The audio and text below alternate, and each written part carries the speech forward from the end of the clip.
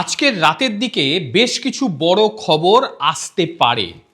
তার কারণ ইরানের জন্য রীতিমতো কালগ্রহ হয়ে গিয়েছে আজকের রাত। ডোনাল্ড ট্রাম্প কিছু করতে পারে এমনই ইঙ্গিত কিন্তু প্রকাশ্যে চলে এসেছে। বেশ কিছু কারণ, যে কারণগুলো মেলালে বোঝা যাচ্ছে যে যুদ্ধের আবহ প্রায় আসন্ন। আমেরিকান বিমান বাহিনী তারা ইতিমধ্যেই পৌঁছে গেছে ইরানে। আগে হ্যাঁ, বেশ কিছু সংবাদপত্র এটা নিয়ে খবর করতেও শুরু করে দিয়েছে।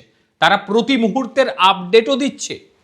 সেখানে পৌঁছানোর পর তারা যে কাজটা করেছে, তাদের বিমানের যে সংকেত, সেই সংকেতটা বন্ধ করে দিয়েছে। মানে ট্রান্সপন্ডার স্টপ, ট্রান্সপন্ডার চালাচ্ছে না। মানেটা স্পষ্ট যে তারা নিজেদেরকে গোপন রাখার চেষ্টা করছে। আর এর অর্থ হলো তারা কোনো রকম আক্রমণ চালাতে পারে সেখানে, এমনই পরিকল্পনা নিয়েছে আমেরিকা। দ্বিতীয় যে সংকেত, সেই সংকেতটি হলো খামেনি। তিনি নিজে একদম আলটিমেটাম দিয়ে দিয়েছে আজ সকাল 6টায়, বলে দিয়েছে যদি জনগণ আন্দোলন বন্ধ না করে সেই ক্ষেত্রে চরম থেকে চরমতম অবস্থা হতে পারে তাদের। একেবারে আলটিমেটাম দিয়ে দিয়েছে। এবং এই পরিস্থিতিতে আমেরিকার তরফ থেকে ডোনাল্ড ট্রাম্প বলেছে যে বিদ্রোহীদের ওপর যদি ইরান কোনোভাবে গুলিবর্ষণ করে সেই ক্ষেত্রে সঙ্গে সঙ্গে আমেরিকা কিন্তু আক্রমণ শানাবে। এ তো গেল খামেনি এবং ডোনাল্ড ট্রাম্পের বিষয়। আরও একটি বড় খবর সামনে চলে এসছে, সেটা হচ্ছে রাশিয়া থেকে। রাশিয়া পূর্ব ইউরোপে কিছু একটা করে দিয়েছে। কেন বলছি? তার কারণ হচ্ছে ওরসানিক যে ক্ষেপণাস্ত্র রাশিয়ার রয়েছে, সেই ক্ষেপণাস্ত্র সম্ভবত তারা সেখানে প্রয়োগ করেছে, কারণ পুরো আকাশ হয়ে গিয়েছিল গোলাপি। সেই গোলাপি রঙের আভা অনেকেই দেখেছে। এবং এই ক্ষেপণাস্ত্র কিন্তু একেবারে পারমাণবিক অস্ত্র বহন করতে সক্ষম। অর্থাৎ নীরব এই অস্ত্র গিয়ে ভয়াবহ ঘটনা ঘটিয়ে দিতে পারে। কারণ বিশ্বটা এমন একটা অবস্থায় রয়েছে, যে কোনো মুহূর্তে, যে কোনো সময়, যে কোনো সেকেন্ডে লেগে যেতে পারে ভয়াবহ যুদ্ধ। আর সেই যুদ্ধ লাগলে পরে এটার শেষ কোথায় গিয়ে হবে এটা বোঝা কিন্তু এই মুহূর্তে সম্ভব হবে না। যেহেতু ইরান চূড়ান্ত আলটিমেটাম দিয়ে দিয়েছে, বলে দিয়েছে যে যদি জনগণ তাদের আন্দোলন বন্ধ না করে তাহলে জনগণকে চরম সাজা পেতে হবে। বিক্ষোভকারীরা এই হুমকিতে একেবারেই পাত্তা দিচ্ছে না, কোনোভাবেই পিছু হটছে না তারা। উপরন্তু ইরানের বেশ কিছু অংশ কিন্তু দখল করে নিয়েছে সেখানকার জনগণ। তেহরান সেটা দখল হয়ে গিয়েছে, সেখানকার স্থানীয় মানুষজন সেটাকে দখল করে নিয়েছে। এবং আশ্চর্য হয়ে যাবেন আপনারা শুনলে, ইসলামিক বিপ্লবী সেনাবাহিনী তারা রীতিমতো ইঁদুরের মতন দৌড়াচ্ছে। 1979 সালের ঘটনার পর এই প্রথমবার এই দৃশ্য দেখল গোটা বিশ্ব। খামেনির সরকার, খামেনির সেনাবাহিনী তারা ঊর্ধ্বশ্বাসে দৌড়চ্ছে। কারণ আমেরিকা তার অস্ত্র প্রয়োগের জন্য রীতিমতো রেডি হয়ে গিয়েছে। তাদের ডেল্টা ফোর্স সেখানে পৌঁছেছে। মানে আকাশে রয়েছে আমেরিকান এয়ারফোর্স, নিচে রয়েছে ডেল্টা ফোর্স। ইরানের সীমান্তবর্তী অংশগুলো একেবারেই ঘিরে নিয়েছে আমেরিকা। এবং আমেরিকায় পৌঁছানোর পর তাদের যে যুদ্ধবহর বা যুদ্ধ বিমান, সেইগুলির ট্রান্সপন্ডার করে দিয়েছে বন্ধ। আধুনিক যুদ্ধে এটাই কিন্তু বিষয়। এবং সার্জিক্যাল স্ট্রাইক করার আগে এটাই করে বিশ্বরা। সেখানে শুধু যে ডেল্টা রয়েছে তা নয়, মুসাদও এসে ঢুকে গিয়েছে। একেবারে ডেল্টা এবং মুসাদ একসঙ্গে ইরানের ওপরে হামলা চালাবে। এবং ইতিমধ্যেই সেখানকার যে জাহাজ বন্দরগুলো ছিল, সেই সমস্ত জাহাজ বন্দর ছেড়ে পালিয়ে গিয়েছে খামেনির সেনাবাহিনী, নেই সেখানে।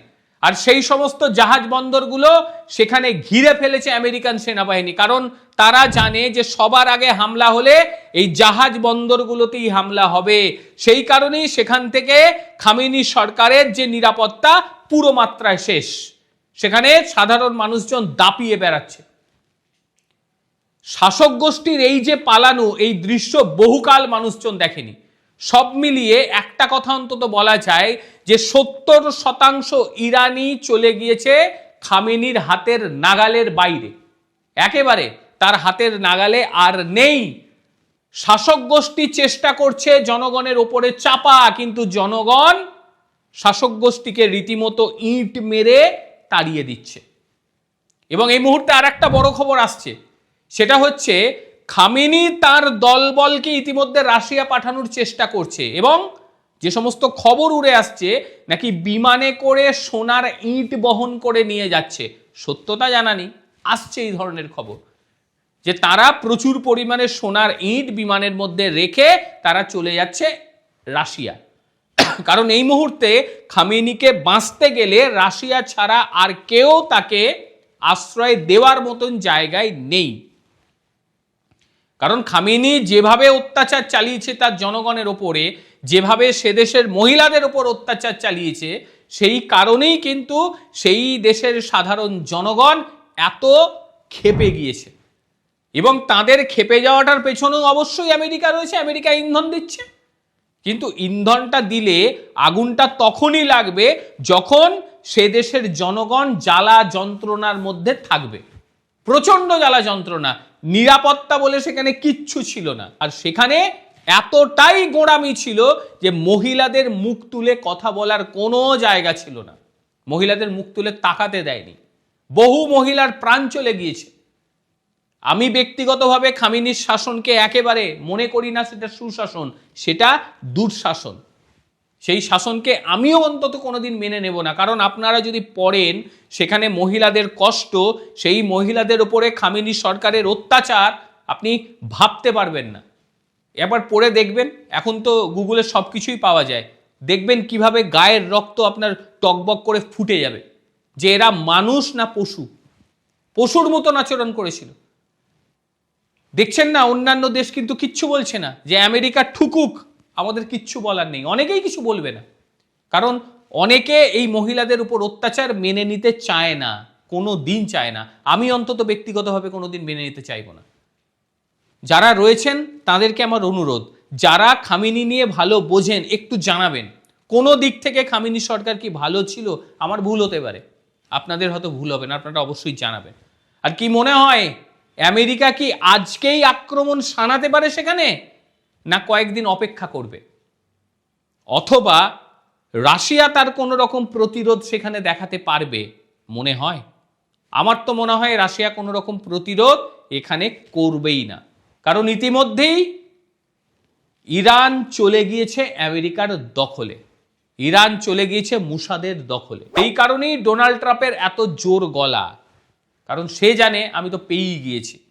যাই হোক, আজকের প্রতিবেদন আপনাদের ঠিক কীরকম লাগলো অবশ্যই জানাবেন। প্রত্যেকে ভালো থাকবেন, সুস্থ থাকবেন। আবারও দেখা হবে অন্য কোনো দিন অন্য কোনো ভিডিওতে। ততক্ষণের জন্য নমস্কার, ভালো থাকবেন।